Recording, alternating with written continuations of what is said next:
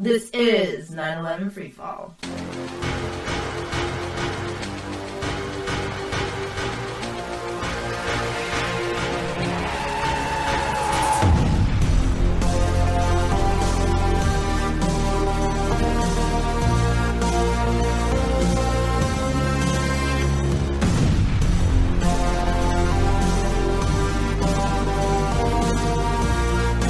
Good evening, ladies and gentlemen. Welcome to another episode of 9/11 Freefall. I'm the host, Andy Steele, and this is going to be an exciting one tonight. Ted Walter's back. He's the Director of Strategy and Development for AE 9/11 Truth, and he's going to be discussing an exciting new project. This is going to be the launch of a real scientific investigation into the collapse, supposed collapse, of World Trade Center Building 7 on 9/11. He's going to be explaining why AE 9/11 Truth has commissioned the University of Alaska Fairbanks to design a computer model that will test NIST conclusions that office fires leveled the 47-story steel-frame skyscraper on that day and see if their theories really hold water.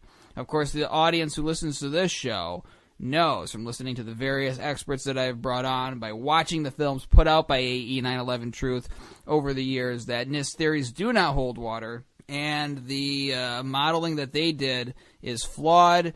Their whole theory is flawed. Needs to be thrown out the window, put in the trash, taken out to the curb, and hauled away to the city dump. Because anybody that watches that building come down, just instinctively, from the first moment you look at it, knows that fire alone did not bring it down. Symmetrically, free fall acceleration for 105 feet, under 7 seconds. No way, no how, buddy. The rational thinking public of the United States, the growing numbers of Americans questioning the 9/11 official story, know deep down that that building, World Trade Center 7, was brought down in a controlled demolition on that day. And the scientific evidence has proven it. Over the years, we have talked about this. We have brought on experts, as I said before. We've even written a book, Beyond Misinformation, What Science Says About the Destruction of World Trade Center Buildings 1, 2, and 7, that outlines the evidence. And this will just be one more tool to cite, one more thing under our belt, in the arsenal to grab, to show the world how NIST theories don't stand up to the basic scientific scrutiny. So this is very exciting. As I mentioned many times in this interview, this is something our supporters have been asking us to do for years. Well, it's happening now, folks. It's happening now, and AE 9/11 Truth needs your help. It needs your support. Ted will be talking about some of the ways that you can help it out. One of the ways is by going to WTC7evaluation.org. That's right, WTC7evaluation.org. You go to this website. There's a very exciting banner at the top showing scenes from the little promotional video that AE put out that introduces you to Dr. Halsey, who will be overseeing this project, and just different tabs that you can click to find out more about the model and how you can give your own input. Yeah, right there at the bottom of the webpage it says give input. So this is going to be a transparent investigation into World Trade Center 7, one in which the data is not going to be kept hidden from everybody. Imagine that. Go figure. And I think it's really important to understand fully why we need to have this new computer model and why not just NIST's own theories, which are shaky at best in their analysis, why not just those need to be tested, but also the correct information. Folks, if you go to Beyond Misinformation, if you have a copy of it, go to page number 42. Where they talk about the computer models done of the buildings that we focus on. We're going to focus just tonight on Building 7. Actually, the whole theme of the show is going to be on computer models and Building 7. But if you go to the section that says Modeling of WTC 7, I'm going to go over it with you. I think it's important to go over this because a lot of times for the sake of time, I kind of summarize the problems with NIST's analysis by saying they left out critical features of Building 7's design that when you include them, completely debunk what NIST says happened to that building, because it's not easy to cram all of that into a few sentences, what they left out or what they got wrong.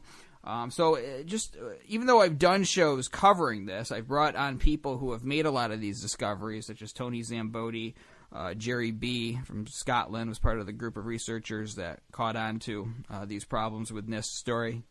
I'm going to read this section to you that outlines the problems, and I think this does a really good job of highlighting what is wrong with NIST analysis. I mean, one of the things wrong with it.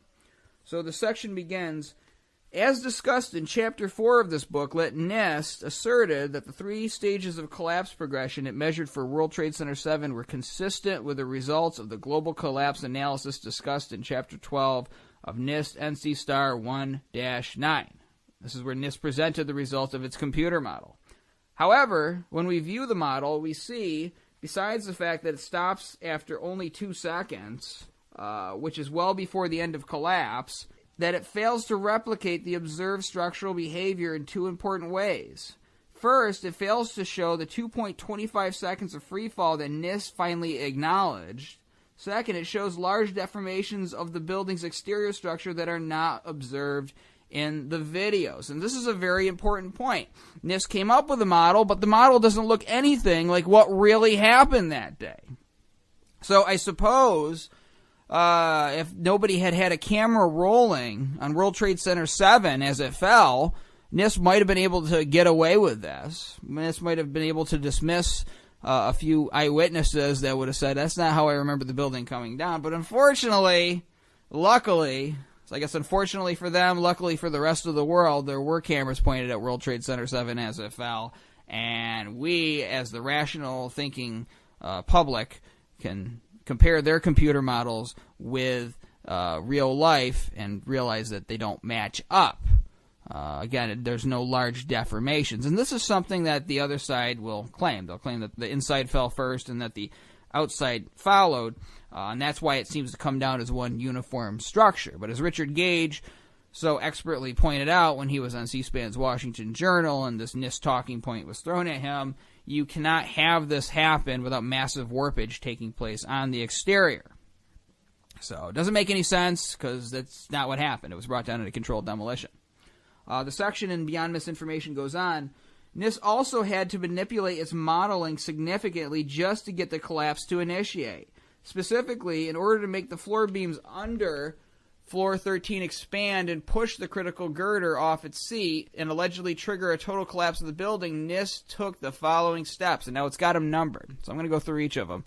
1. It ignored the fact that the fire in the northeast section of Floor 12 had burned out over an hour before it supposedly caused the beams under Floor 13 to expand. I've got a picture of this right over my computer, folks. Frame taken from a video shot from near the corner of Greenwich Street and Park Place that shows the north face of World Trade Center 7 between 3:49 and 3:54 p.m.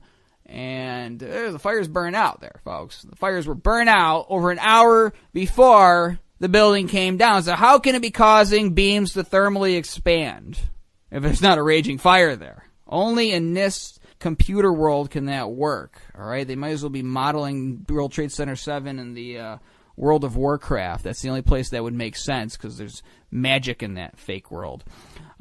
Number 2, it omitted shear studs on girder A2001. A2001 is the girder that they say was pushed off its seat, just for clarity. That would have prevented the girder from being pushed off of its seat. Number 3, it inexplicably heated the floor beams but not the floor slab above them, thus causing the floor beams but not the slab to expand. This caused the shear studs connecting the floor beams and the slab to fail, which allowed the floor beams to move independently of the slabs. Number 4, it ignored the fact that the floor beams could expand no more than 5 3/4 inches, less than the 6 1/4 inches required to push the girder off its seat before shortening, caused by sagging would overtake expansion. And number 5, it omitted the web flange stiffeners that would have prevented the bottom flange of the girder from folding, even if the beams had somehow expanded 6 1/4 inches. All right. So these are just some of the problems that are outlined in the booklet with their models, and this is why so many different scenarios need to be tested. So NIST story is completely in question here. Lots of problems with it. So we need your help. Go to WTC7evaluation.org. Check that out. Follow the study. Tell everybody you know about it. And listen to Ted's interview tonight. You'll be getting more details. Okay, before I play my interview with Ted Walter, we're going to do what we do every week. We're going to take 10 seconds of silence to remember the victims of 9/11 and their families, and all the people who died in the wars that followed 9/11. We're going to do that beginning now.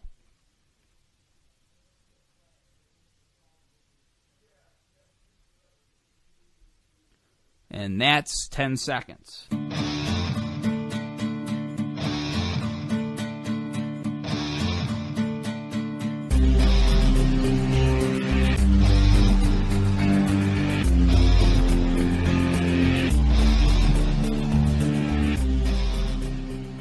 Ted Walter is a public policy analyst by trade. He's also the Director of Strategy and Development for Architects and Engineers for 9/11 Truth. Prior to his current role with AE 9/11 Truth, he was Director of NYC CAN's High-Rise Safety Initiative, and he was the campaign manager for AE 9/11 Truth's Rethink campaign. He's also the lead author of the latest booklet put out by AE 9/11 Truth called Beyond Misinformation, What Science Says About the Destruction of World Trade Center Buildings 1, 2, and 7. He's going to be talking about AE 9/11 Truth's latest project, a very exciting time here at the organization and for 9/11 Truth in general. Ted, welcome back to 9/11 Freefall. Thanks, Andy. Always a pleasure. So, whenever you're coming on, it's kind of like Santa Claus, and we're getting into the Christmas season here. You're always on here to talk about something exciting that AE 9/11 Truth is going to be doing. I sort of feel like Pavlov's dog's salivating here with excitement and anticipation, and this is something that we've been getting asked to do for a long time here. So, without going any further, I'm going to ask you to lay it out for the audience. Big things going on. Tell our audience about this new project. Sure. So the project is called WTC 7 Evaluation. And what it is a computer modeling study that is being done by engineers at the University of Alaska Fairbanks. So this is the flagship university for the state of Alaska. And we're working with a professor named Dr. Leroy Halsey. He's been a forensic engineer for decades. He is the chair of UAF's Department of Civil and Environmental Engineering.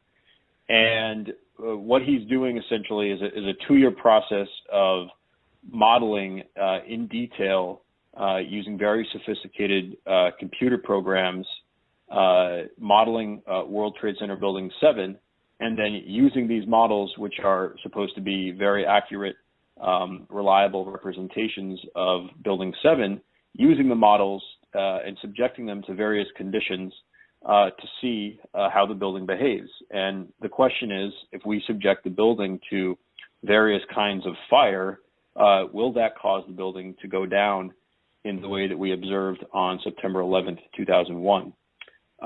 So as I said, it's a 2-year process. Dr. Halsey is working with 2 PhD research assistants, students that are studying at UAF that he works with on other projects as well. And Architects and Engineers for 9/11 Truth is funding the study. We have a 2-year contract with the University of Alaska Fairbanks. The contract is a little over $200,000.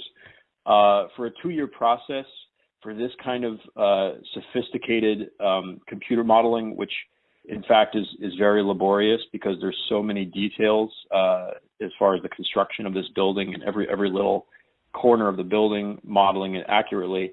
$200,000 is really, we feel, a great deal for what we're getting, and really a really good investment. And the reason why it's such an important investment is that it's critical that we at AE 9/11 Truth and in the larger 9/11 Truth movement have World Trade Center Building 7 modeled in a truly rigorous, scientific, and transparent process. I think we all know that the evidence of controlled demolition of World Trade Center Building 7, as well as the Twin Towers, is overwhelming. And when I say we all know, I'm speaking about those of us in the 9/11 Truth movement, those of us at Architects and Engineers for 9/11 Truth. I don't speak for Professor Halsey or anyone necessarily at the University of Alaska Fairbanks. But we, funding this study, are obviously very confident about what happened to World Trade Center Building 7. That being said, the physical evidence, the testimonial evidence, the video evidence, all of those kinds of evidence are parts of the puzzle. But we're looking to expand the body of evidence to an area that is very important when it comes to the structural engineering profession, and when it comes to the sort of the forensically trying to figure out what happened to a given structure. Often computer models are used to recreate the structure and explore the ways in which the structure failed, or what is the most likely cause of the failure. And this is really taking the body of evidence to a whole other level and bringing it to a level where we are really much more able to reach members of the architecture and engineering professions and get them to listen more openly and look more closely at the collapse of this building than they have in the past.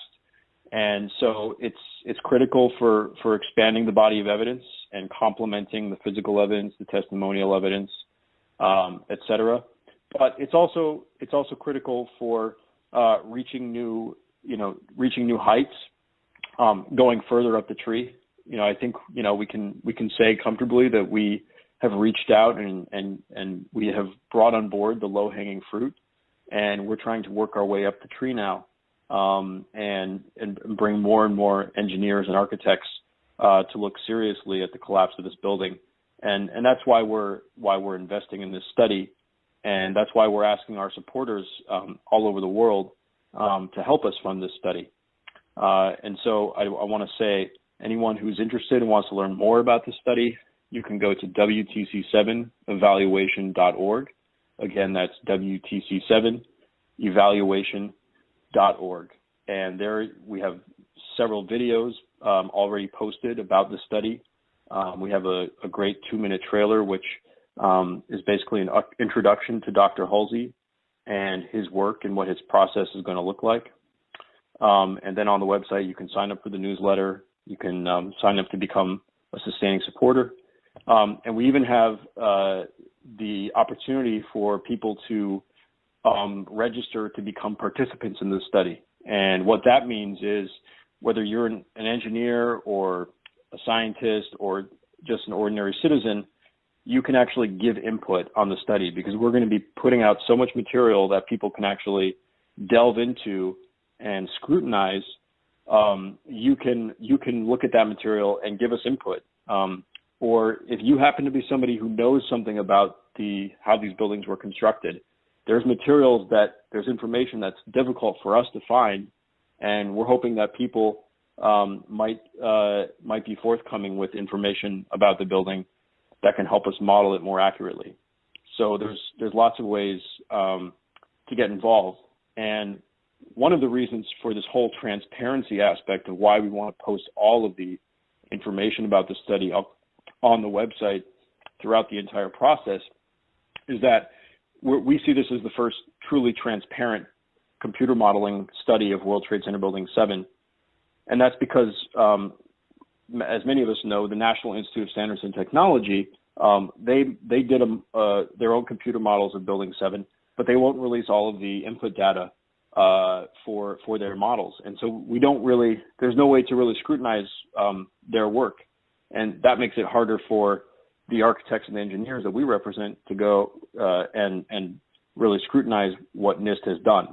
And we realize that there may be questions about, is Dr. Halsey's modeling of this building objective? Is it unbiased? Is it accurate? And people can answer those questions by going and looking at the data itself. We're putting all of the data online so that anybody who wants to scrutinize it can. And that's why it's really the first truly transparent computer modeling study of World Trade Center Building 7. Well, if you release that, won't that jeopardize public safety? Well, that's the reason that NIST gave for not releasing the input data for its own models of Building 7, and that's just completely preposterous, when the whole reason for the NIST investigation was to promote public safety by investigating why this building collapsed and then reporting that to engineers around the world. Now they're saying, and this was an engineer that requested that information from NIST, a structural engineer by the name of Ron Brookman. He requested NIST modeling data, and they said no, to release that data, it might jeopardize public safety. And they went on to say that, basically Ron Brookman said, why? How can that be the case? And they said, well, this information could be used by terrorists to figure out how to collapse buildings. Obviously, we know Ron Brookman is not a terrorist. That's a perfect example. We have nothing to hide. We have nothing to fear. We are, Dr. Halsey is modeling World Trade Center Building 7 in a totally unbiased and accurate manner, and we're willing to put all the data out there for people to scrutinize. Do you know how much because the number escapes me at the moment, how much the WTC 7 investigation by NIST was? I mean, this was something in the millions of dollars, wasn't it? The overall investigation was millions of dollars. I don't know what the dollar amount was allocated to the modeling of the building. They did a few different models in different programs. They had a few different firms working on it. They also did their own simulation of the fire, of the spread of the fire throughout the building over the course of the 7 hours between the collapse of the North Tower and the collapse of Building 7. But suffice it to say, it was millions of dollars that they spent overall. We're going to do a better investigation with $200,000. Well, and see, this was taxpayer money that paid for this thing. The fact that they can keep this under lock and key from the architects and engineers that need this information to make buildings safer, and also from the architects and engineers that want to check NIST's work because NIST's conclusions don't make any sense. The fact that they can keep this secret on taxpayers paid for this thing is an absolute travesty of justice. We are doing NIST's job for them. And this is something that they've been asking for, the supporters of AE 9/11 Truth, for years. I know that I've been getting requests at the Free Fall email box for this. People write to me and say, why don't I suggest this to AE 9/11 Truth? Just from your own estimation, how long has talk of 9/11 Truth, AE 9/11 Truth, needing its own computer model, how long has that talk been suggested? How long have we been hearing this? I think it's been about 5 or 6 years. I would say people started talking about it back in 2009, 2010.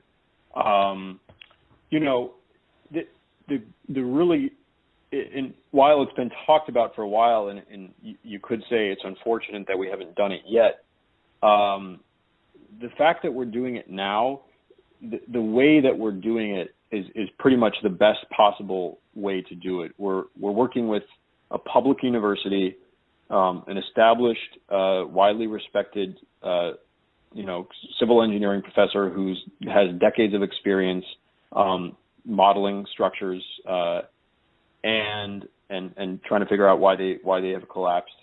And it's through the university. It's a contract with the university.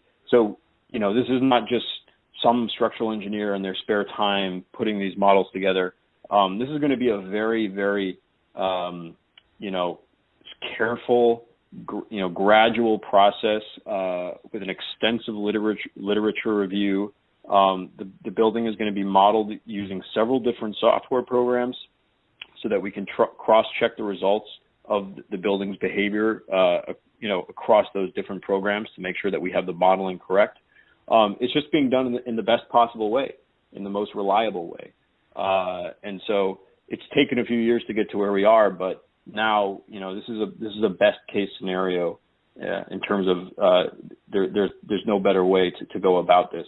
Well, and we're doing a tremendous public service, I think. I mean, I think we've done pretty good for a group of non-government people abandoned by the government, in my opinion, on this critical issue, getting together, creating the infrastructure needed to get a network that can raise the money for this type of thing, and offering the expertise to challenge the official story. And it'll be interesting to see when this thing is completed, how the media will react to it. If this were some other situation, let's say this was some disaster in which a bridge collapsed because of an earthquake or something like that, something that was of public note but didn't have as much controversy surrounding it. If an individual group did something like this, media would talk about it and probably talk about that group like they were doing a tremendous public service. In this case, we're addressing something that has been the center of controversy, not just from AE 9/11 Truth, but other groups and other scholars who are not affiliated with AE have raised questions about World Trade Center 7. The fact that this has not been adequately explained by our government has made our country less safe, in my opinion, because it sowed the seed of distrust, necessary distrust, justified distrust. But there you go. That's not good for America. So we are taking the bull by the horns and doing this service for the public. But it'll be interesting to see how the media reacts to it when this is done. We're not getting a lot of help from the media. So that's why we need our audience to be the media, too. I'm curious, why did you pick the University of Alaska Fairbanks? What's it about that university that stood out and made you guys want to go with that? Well, really, it was Dr. Halsey. It was finding Dr. Halsey. AE 9/11 Truth has a supporter who lives in Alaska. He used to live in South Carolina, actually, but he moved to Alaska. And for several years, he's one of those folks who really wanted, believed that the 9/11 Truth movement, AE 9/11 Truth, most likely should do a computer model of Building 7 as well as of the Twin Towers. And so he reached out to many engineering professors. One of those, eventually he met Dr. Halsey. Dr. Halsey and him, were kind of in conversation for a couple of years, I would say. And then eventually the circumstances just became right for Dr. Halsey to take on this project. And so really it has to do with the fact that this professor is, he's courageous, fearless. He doesn't care about the controversy. He thinks that the collapse of this building needs to be looked at properly. And he thinks that he looks at the failure of lots of structures, usually structures that are not as big and complicated as Building 7. And so when he sees a structure like Building 7 go down in 6.5 seconds and symmetrically into its footprint at free fall acceleration, for him that's a problem. And he feels that it needs to be, if fire indeed did collapse this building, or if it didn't, either way, he feels that it needs to be looked at by more people. And he as he's doing the literature review for the study, he's actually quite surprised to see how little research has been done about the collapse of this building. That's right now one of his major findings of his literature review is just how little this has been researched by members of the academic engineering community, he believes that it needs a second look. So tell us a little bit more about Dr. Halsey and what he brings to the table. Yeah, I wish I had his resume in front of me, but you can go to the UAF website. You can just Google Leroy Halsey UAF and find out more about him than I could tell you right now in detail. He has a PhD in civil engineering. He's a civil engineer. He's a forensic engineer. He's a member of several national associations of engineers.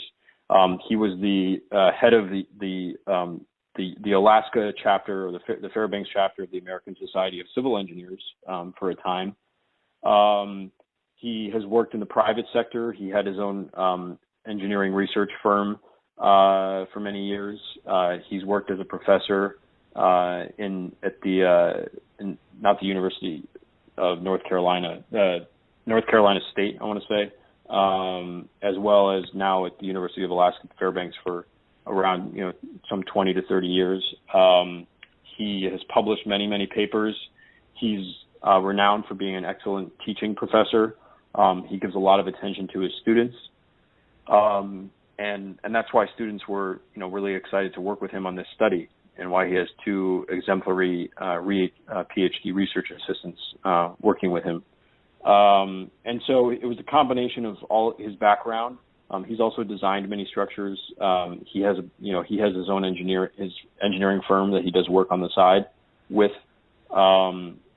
So it was a combination of his background, his expertise, and just having the right mentality to look at it with an open mind, look at it really scientifically and objectively, and put aside the politics and the controversy. I want to really emphasize the fact that he's going to look at every single possibility, every single cause that has been put forward. He's going to look at that, and he has no, obviously you can say everyone is biased, but in my view, the process that he has constructed for this study attempts to take out the bias as much as possible. So, if he's looking at every single process, every single condition that could have made this building collapse, where's the bias really? As long as he's accurately modeled that building, let's see what fire does to this building. Let's see what happens to this building if we subject it to an extraordinary fire larger than we know what happened on September 11th. I don't see the bias in that, and so I'm very confident that this is the mentality that he's coming at this with is just the ideal scientific approach, and he has the right motivation and mindset for doing it in the right way. Right, and while you were talking, I was doing exactly what you told the audience to do. I Googled his name. I went to the UAF website, and it says Dr. Halsey has a university and corporate experience. Before coming to the university, he owned and ran 3 high-tech engineering research corporations. He taught at the University of Missouri-Rolla, North Carolina State University, and the University of Alaska Fairbanks.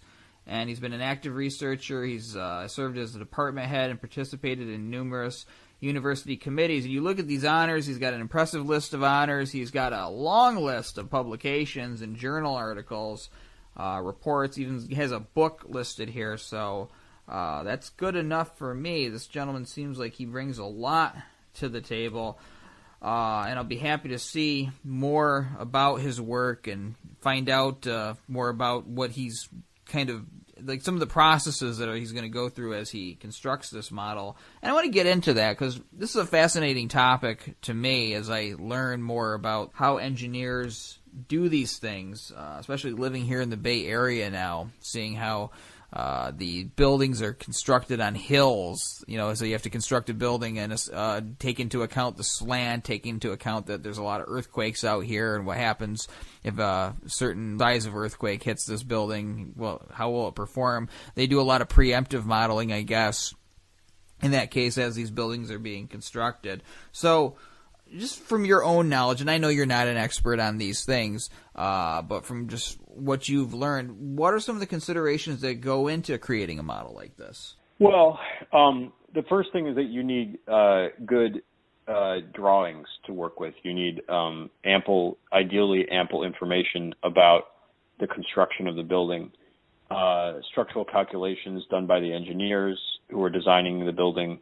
As-built drawings are ideal. So as-built drawings are drawings that are done, that are sort of updated or done as the building is being built, because there's always going to be at least minor modifications that are made as you're actually constructing the building, modifications compared to what was originally designed.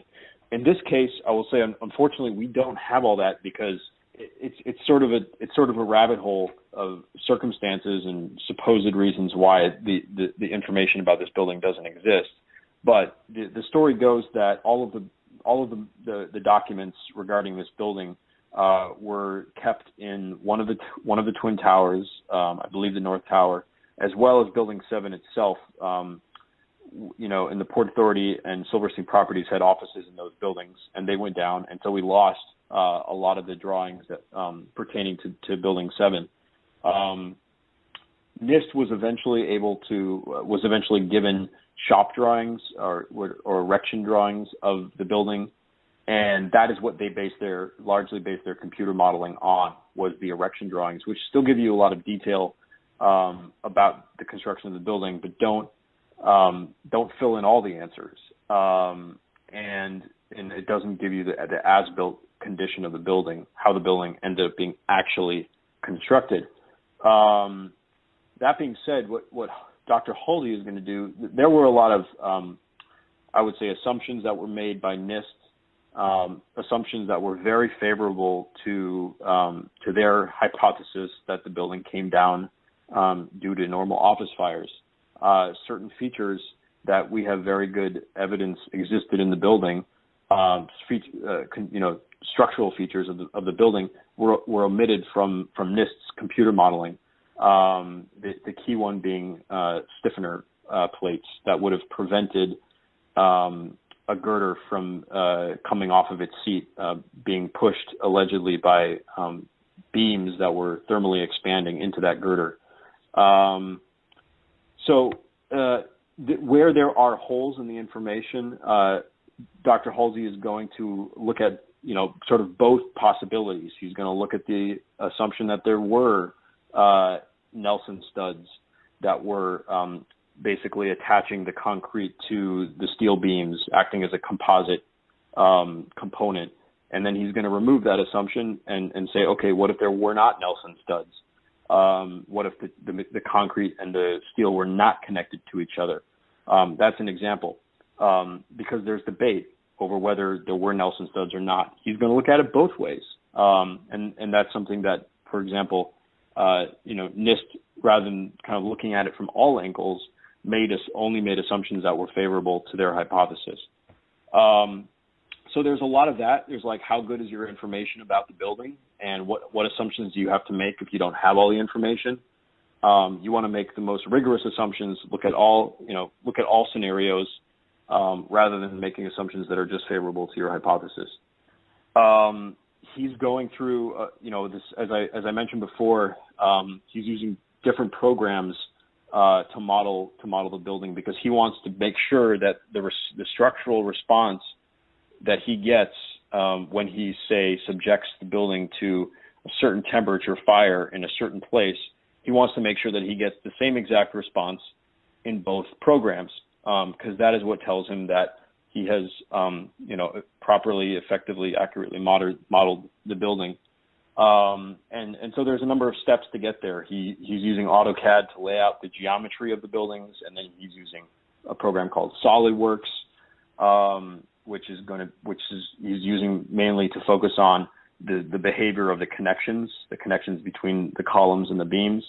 And then he's using a program called SAP 2000, which is widely used in the engineering profession. That's a more common software for modeling structures by structural engineers, and a little more basic. And then he's using a more sophisticated one called Abacus, which is the one that's really going to do the most as far as simulating the building's response to heat from fires. But he's going to be cross-checking the results from the Abacus model against results from the SAP 2000 model to make sure that everything was done properly. And so part of the reason why this, as I said, these studies are complex and often expensive because they're laborious. Already, and I should have said this from the beginning, they have been working since May of 2015. So, 6 months ago they started this process. They went through a very laborious process of laying out the geometry of the building based on the shop drawings, and constantly doing cross-checking their work, having each of his research assistants look at the other's work to make sure that there were no errors, because there are so many details to where you have the chance of screwing up and putting in the wrong number or whatever. And so there's just a huge amount of quality control that's required. So that sort of in a nutshell answers your question of what are some of the considerations. As we get further along, then you start to really look at the literature. What have other people said about why this building collapsed? And you start looking at different scenarios and seeing what kind of structural behavior you get when you subject the building to this set of conditions. They're also going to look very carefully at the spread of the fires throughout the building. They're going to, scrutinize the fire spread that NIST says occurred, and ask whether that is really possible, whether that really makes sense. They're going to create sort of an upper bound, as I said, worst case scenario. They're going to put together their own idea or their own model of how they think the fires spread through the building based on the evidence that we have.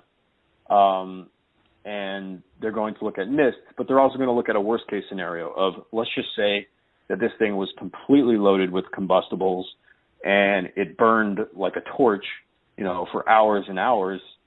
What happens in that scenario? How does the building respond?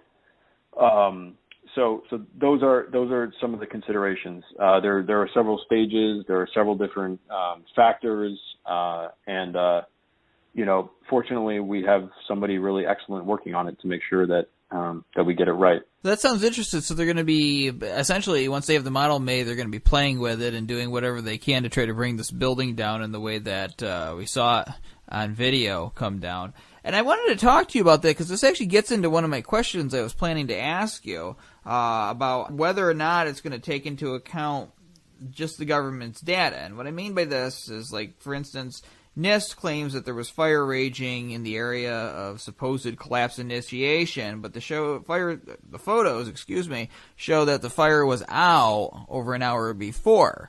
So are they going to look at not just the data that NIST says was the case, but also look at like what the photos really show was going on at that time? Yeah, they are going to look at the photos of the fires. They're going to look at the research that's been done, probably by folks like Chris Sarnes, who really he did a very detailed, outline or scenario of how the fires traveled through the building. They're going to look at what NIST said and see how that stacks up against the evidence, the photographic evidence, video evidence, etc. There's also surprisingly, there have been a few studies here and there, often PhD level work, dissertation work, looking at the fires in Building 7. And so they're going to look at that as well. I would say right now it's unknown how detailed they will get in terms of this is the fire pattern that we think happened on 9/11. Whether they're definitively going to come up with their own model of the fire behavior. But whether they come up with a definitive model of the fire behavior, whether or not they do, they're going to look at various scenarios and not just stick with the pattern of fire behavior that they think was most likely. Right. It sounds like they're going to play around with it. Like they're going to come up with a number of different circumstances. They're going to give the government the benefit of the doubt on just about everything that the NIST asserts happened and still test it. And then they're also going to look at other scenarios too. So that's why this is so important. It's going to look at everything. I think that's awesome. And, we were joking around earlier about jeopardizing public safety by releasing this information. But seriously, do you think that this is going to put more pressure on NIST to release its input data? I know it's speculating a little bit, but do you think this could play into that public pressure to have NIST show its cards? It's hard to say. It depends in part on how much attention this study gets. And, we made a decision at a certain point to publicize the whole process and allow people to follow and scrutinize the research as it was being conducted. And part of that is that we hope that, people in the engineering community start paying attention to it well before it's done. We also hope that the media starts paying attention to it before it's done and not just at the end. So a lot of it depends on how many people start following the study. And then it also depends on how much success Dr. Halsey has in publishing his research and his findings once the study is completed. At the same time, I think that's a totally plausible scenario that NIST will just not respond at all, no matter how much traction or attention the study gets, that NIST doesn't respond at all and doesn't want to cave to any sort of pressure to release its modeling data. And the more that they stick to that, the more that they sort of, incidentally kind of strengthen the credibility of this study, because here we have a group of engineers, researchers who are not afraid to put everything out there to be scrutinized. So I think naturally, you're going to have a little more faith in the folks who are willing to show everything. And that's another question I wanted to ask about him publishing his results. So a paper is going to come along with this, essentially explaining his findings, explaining what happened with all of these different scenarios then. Yeah, he's going to have a final report as part of the study under the contract that we have with the university. It'll probably be a very lengthy, extensive report, probably not as long as the 10,000 pages of the NIST report, but it'll be very lengthy. And then he will also be, from that point forward, begin, writing articles and submitting them to engineering journals around the country and maybe around the world, depending on how much success he has getting published in the country, in the U.S. So there's two different steps as far as publishing the results: the report for the study, and then publishing the findings in articles in engineering journals. Now, you've explained some ways, obviously, how this is going to be different from NIST models, the fact that we're going to be transparent with the input and the findings, also that it's going to run through a bunch of different scenarios and not just favor one that's the least controversial and least disconcerting when you look at the outcome of it. But what other ways are there, if there are any, that this is going to be different from NIST computer models that you know of? I think that's the gist of it, what we covered. He's going to look at everything. He's going to look at, in the areas where favorable assumptions were made in the NIST models, he's going to look at both scenarios, with Nelson studs, without Nelson studs, with a stiffener, with the stiffener plates, without them, et cetera. That's the biggest thing. And he's going to, as I said before, subject the building to much worse conditions than what we know existed on 9/11. That's what I can say with confidence. I know that there are many things that they're doing differently just because it's a different process, and Dr. Halsey has taken the process that he thinks is going to result in the most representative models. I know that they're doing something different with the connections. The connections are the parts that connect the columns to the beams. They're modeling the connections through SolidWorks, and this is a little bit technical, but they're going to create a model of the behavior of the connections, but not the physical properties or the physical shape of the connections themselves. A lot of the modeling work that's been done in the past by NIST and by some engineering firms that were involved in lawsuits was modeling in great detail the connections themselves, which ends up making the models take days and days and days and days to process different calculations and simulate different scenarios. They're going to take a more efficient, I wouldn't say simplified, it's not simplified, but it's a more efficient process of modeling the behavior of the connections as opposed to the structure of the connections, if that makes sense. And so they have essentially mathematical formulas that represent the behavior of the connections. But if you're an engineering person, if you're somebody who has experience modeling structures like this, once you start delving into the research that we're going to be posting on the website, I think you'll find that there's going to be a lot of differences in this process compared to the NIST investigation. So, getting to our supporters, obviously a lot of people are going to be very excited about this. Like I said, this is something that has been asked about for years. You guys wrote, when you sent out the bulletin on this, that this is your investigation. Now, I'm going to ask you to elaborate on that, because I think that kind of touches on the points I was talking about earlier. The fact that we're having stuff kept from us that we paid for as taxpayers. But can you just elaborate on that section? This is your investigation. What do you mean? How do you want people to soak those words in? Well, I would say for many years now, architects and engineers for 9/11 Truth and our tens of thousands of supporters have been calling for a new investigation. Our petition specifically is addressed to Congress, asking Congress to open a new investigation. Obviously, that hasn't happened, and that's not likely to happen anytime in the near future. And so we are, at this point, in a sense, we're taking matters into our own hands, and we are sort of crowdfunding and getting the public to support a new investigation being done at a public research university at the University of Alaska Fairbanks. And this is really the first transparent, unbiased, independent investigation that's being done. Aside from all the research and analysis that's been done over the years, this is at least the first computer modeling investigation that's been done of Building 7. And so instead of asking for it at this point, we're making it happen.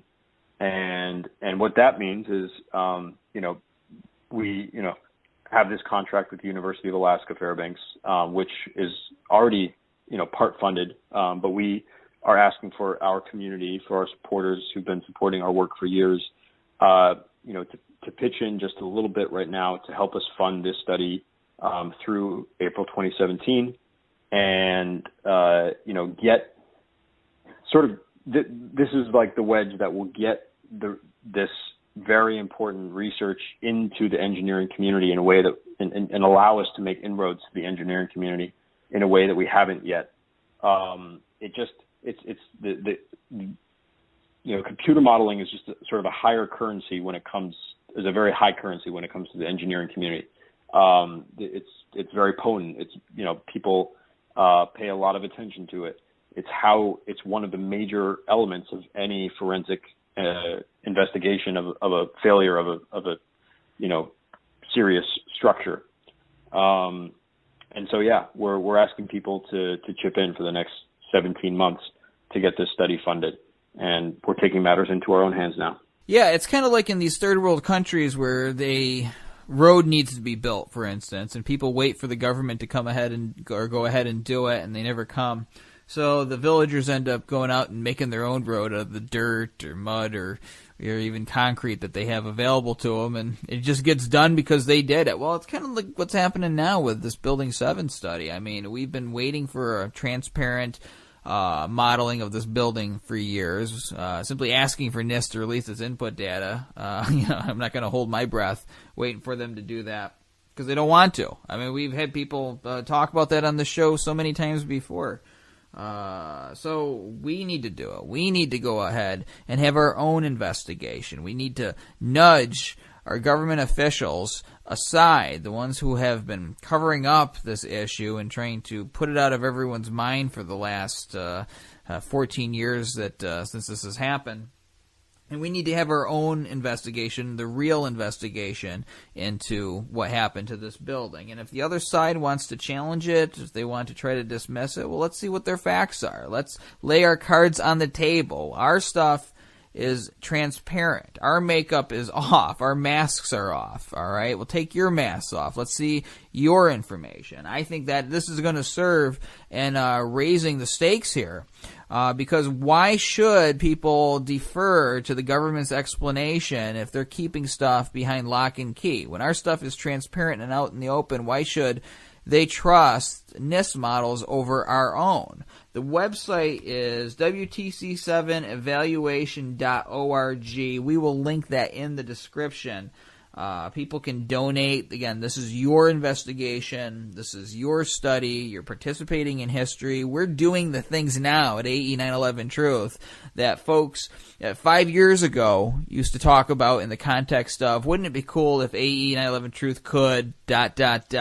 Those things are happening now, and mainly because of your support out there, because of the supporters spreading the word, becoming sustaining members, doing these things to help us in our efforts and bring you things like the computer model, bring you things like the Beyond Misinformation booklet, which is now selling like hotcakes and being spread around. The PDF version goes out everywhere. The booklet has been passed around by several thousands, maybe even, I would say, even chance to say 1 million people now. So we're getting the word out there, and we just need your help. Spread the information, donate if you can, but mainly keep on talking to your friends and neighbors about what AE 9/11 Truth is doing. Tell them about this computer model and let the word of mouth be the media, as it always has been, even before large corporations got everyone watching a little flickery blue box and getting their information from that and keeping their eyes focused on just that flickery blue box and turning each other off. We need to return to the days when people trusted each other and listened to each other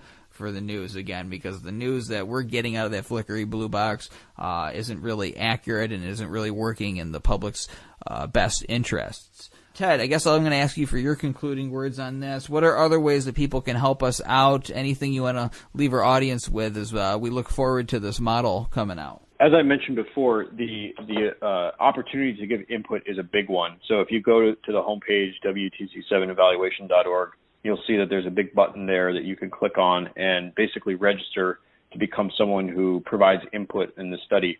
And one of the things that Dr. Halsey has emphasized to me many times over the past year is that sometimes the most important information that you get, the most critical advice or information, doesn't necessarily come from one of your experts. Sometimes it comes from, just an ordinary citizen. When he used to be, run his own engineering research firm, there was he had a story about the janitor saying something, that completely changed the way that they went about doing one of their projects.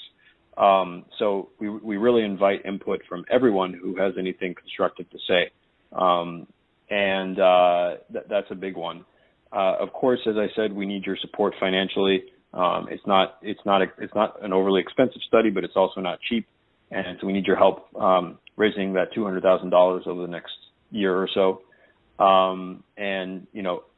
Please pass around the videos. We have several videos on the website. They're already getting thousands of views in the last 5 days. Share those videos.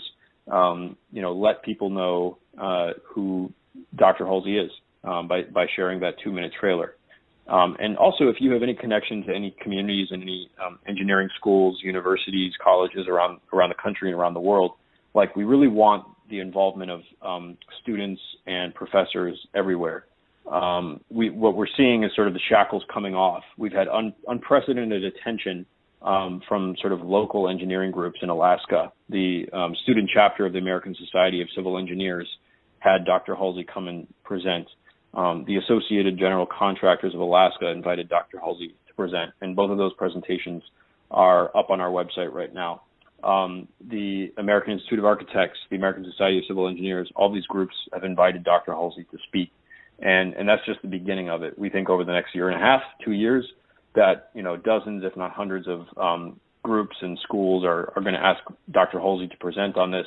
And this is really going to be the first opportunity for the academic engineering community to pay attention to Building 7. And this study is sort of giving people the permission to do that, to finally start talking about the collapse of this building.